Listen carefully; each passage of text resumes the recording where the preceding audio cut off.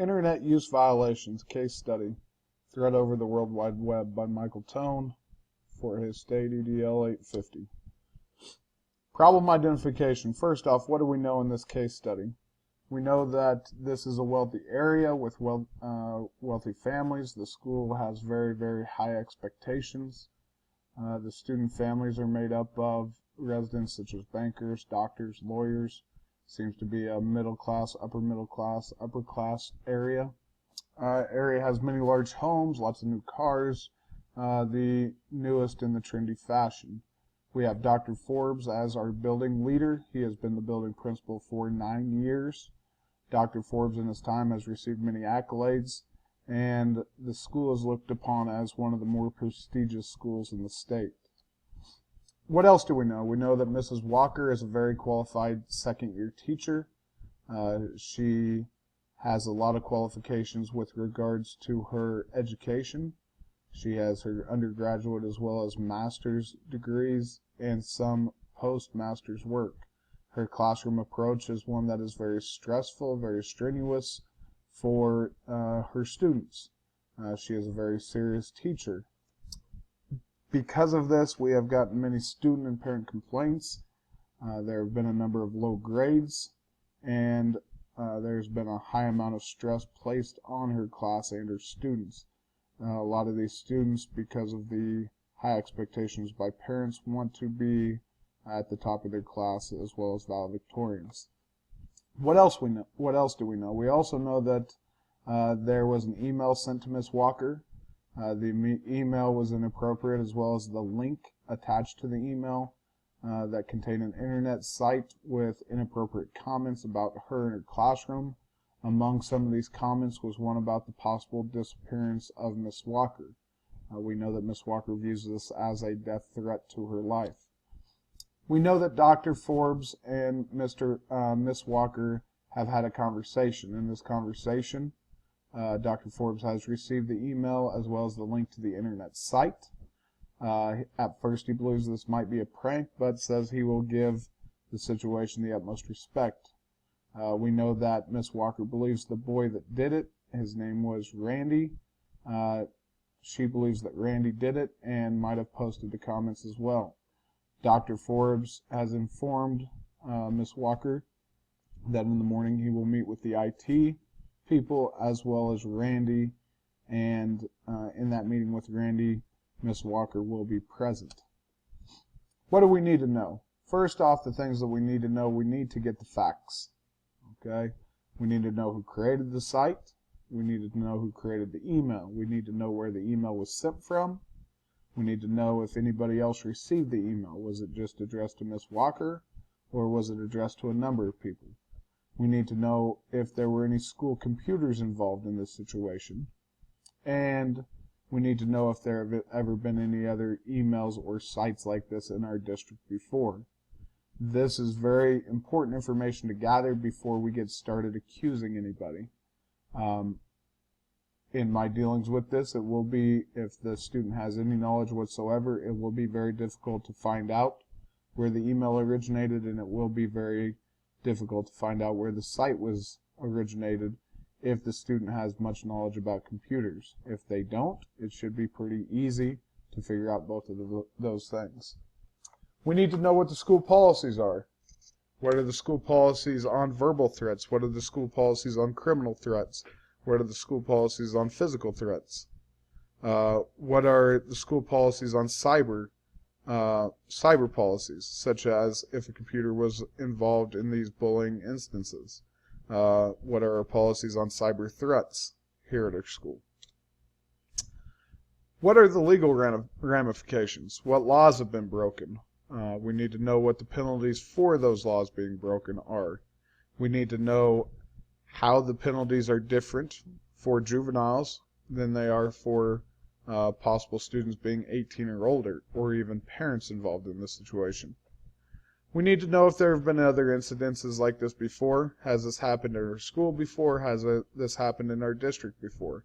If this has happened in our school or in our district, how did we deal with it? We need to talk to administrators that we know in our district and figure out if they've ever dealt with a situation like this. I need to talk to other administrators outside of our district to see if they've ever encountered situations like this before. We need to discuss with our lawyers, the school lawyer, on how to properly deal with this situation. And continuing with problem identification, what we need to know, we need to talk to Miss Walker again. The initial conversation lacked a lot of clarity in the situation. We need to know how she feels about the situation more than what the initial conversation told us. We need to know if she is feeling physically threatened, and if she is feeling this physical threat, is she okay to return to school? If she's not feeling physically threatened, is she feeling emotionally distraught?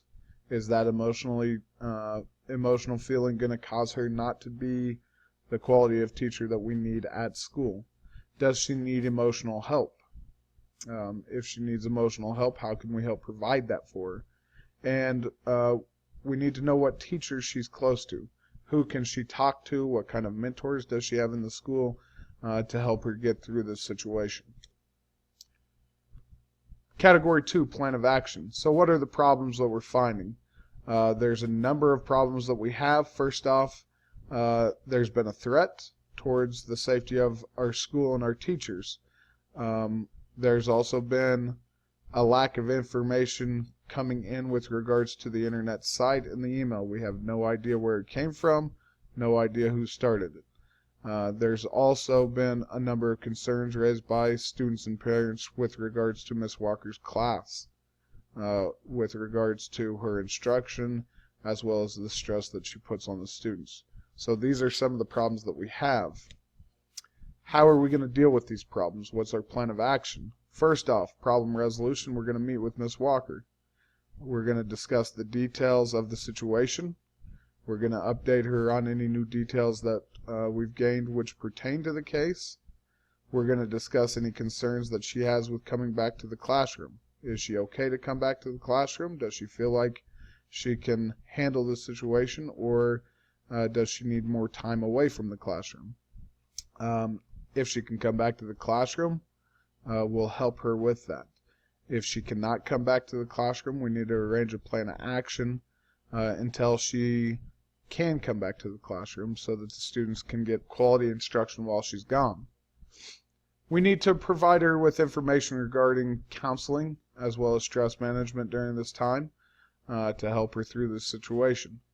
And we need to let her know that we're going to slow down this process. We cannot accuse Randy or any other students of this crime until more information has been gathered. That will lead to a possible lawsuit, which the district does not need to incur.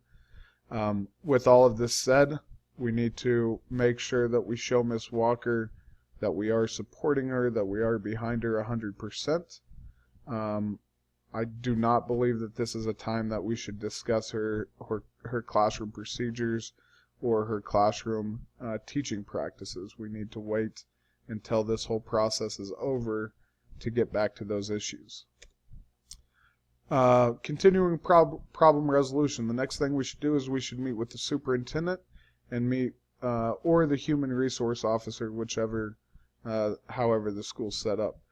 We need to notify the district leader of this case and the details of the case, exactly what's going on and exactly what we plan to do with it.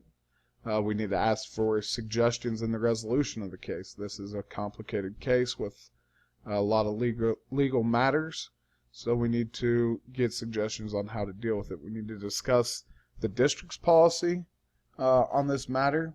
We need to also discuss the district policy with regards to possible missed time by Miss Walker and possible emotional assistance for Miss Walker. Problem resolution continued. We need to meet with law enforcement as well as our IT people. We need to find out where these emails originated. Can we find this out? Can we find out who created the website? Can we find out who submitted the comments? If we can find this information out, we're obviously headed in the right direction. If we can't, we need to continue to dig. What are the legal ramifications of these threats? We need to talk with law enforcement on these ramifications. What kind of timeline are we looking at legally to get this information? What kind of timeline are we looking at from our IT people to gain information on whether or not we can find the email origination or the website creator? In the meantime, can we have increased security for Miss Walker while this issue is being resolved? Extra patrol around her house, as well as extra diligence at school with regard to the safety of our school, our students, and our staff. We need to address the faculty and staff on the current situation. We need to inform them of what's going on. We need to talk to them about the situation. We need to see if they have any information on the topic.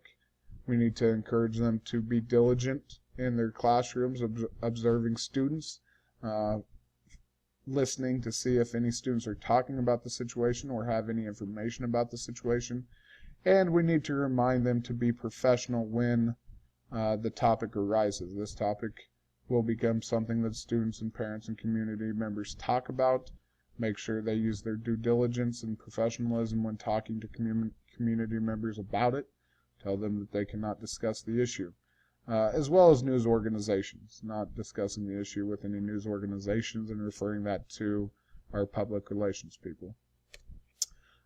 We need to either address the school or Miss Walker's class on the situation, depending on the size of the school. If the school is huge, we'll probably just address Miss Walker's class. If it's small, we'll discuss the topic with the whole school so that it's not specified down to Miss Walker. She is already feeling enough emotional damage because of this. We don't want to single her out even more. We'll talk about the criminal threats. We'll talk about the ramification of those threats, the district policy dealing with those threats. We'll talk about the emotional damages that these things cause. And we'll try to open up student dialogue and student conversation. We'll have counselors and administration available to talk about the situation with students if they have information. We'll create tip lines. We'll develop a reward system for any information leading to the identification of the email creator and the site creator.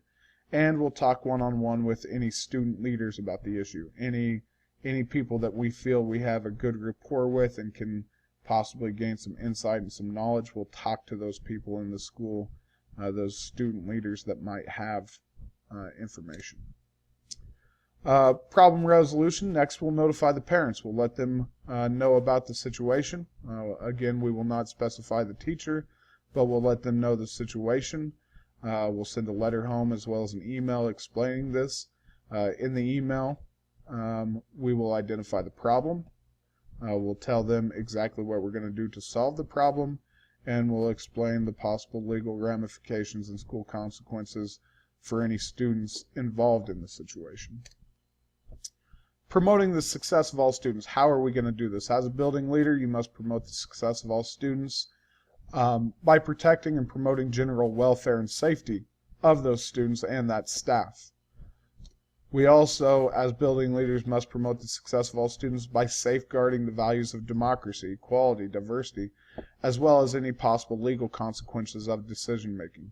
We cannot just go start accusing students of doing this. We have to take our time, do our due diligence, and figure out with facts exactly what happened. As a building leader, we must promote the success of all students by ensuring teacher time is focused on support of quality instruction and student learning. We need to make sure while this is going on, Ms. Walker, if she's out of the classroom or in the classroom, those students are still getting quality instruction and still in a great learning environment. What was I thinking, feeling, and valuing during this time? During this time, I was a little afraid. At first, this may be an overreaction by Ms. Walker. I'm not sure why. That's how I felt. Maybe this wasn't that big a deal. As more information came in, we just need more and more information to know what's going on. I also felt that I needed to reassure the staff member that everything's going to be okay. We're going to help her out and do whatever we can to resolve the situation. I felt angry about the situation and the threat. I felt concerned. I felt confused why the quality of teaching hadn't been addressed till now. I value the safety of the staff and the students. I value the steps in the process to figure this information out, and I value the chain of command. Unresolved issues. Who did the threat? Is Ms. Walker stable enough to return to teaching? and how can we improve Ms. Walker's teaching?